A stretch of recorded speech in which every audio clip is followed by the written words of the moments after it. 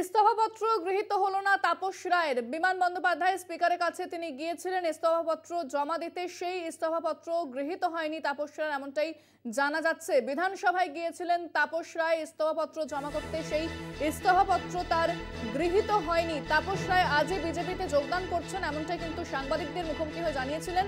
আজ সন্ধ্যের মধ্যে তিনি যোগদান করবেন, তবে তার ইস্তফাপত্র গ্রহণ করলেন না স্পিকার।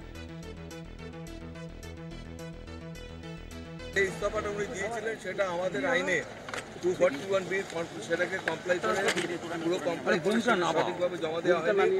তাপস রায়কে জিজ্ঞেস করা, উনি বললেন আমি নতুন করে একটা আরো ইস্তফাপত্র দিতে আনবো, কালকে আমি একটার সময় সেই জন্য ধার্য করি।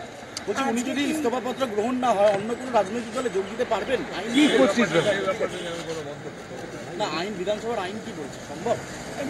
সেটা তখন দেখা যাবে, আইন আছে অন্যরকম, সেটা আইন আচ্ছা, আজকে কি ওনার ইস্তফাপত্র আপনি গ্রহণ করেন? উনি আবার নতুন করে ইস্তফাপত্র যদি দেন আমাদের আইন মোতাবেক কোথায় ভুল থাকলো ইস্তফা? আমি বলবো না, সেটা আমার অর্ডার ঠিক আমি স্যার, এটা কি বলা যেতে পারে যে ইস্তফাপত্রে কোথাও ভুলের জন্য গ্রহণ হলো না? আমাদের রুলসের যে স্যার একবার বিরক্ত করছি স্যার, সামনে ছিলাম না, বলছি তাপস রায়ের রেজিগনেশন কি অ্যাকসেপ্ট হয়েছে?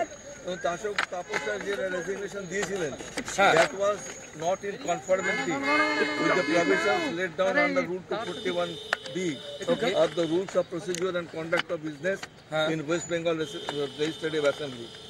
On being asked, Sri Tapas Rai opted to submit resignation letter afresh, and accordingly I have fixed tomorrow at 1 p.m. giving you an option to file any resignation letter if at all. একটু বাংলায় বলে দিন sir, একটু ভূমিকা নিচু করো না গো।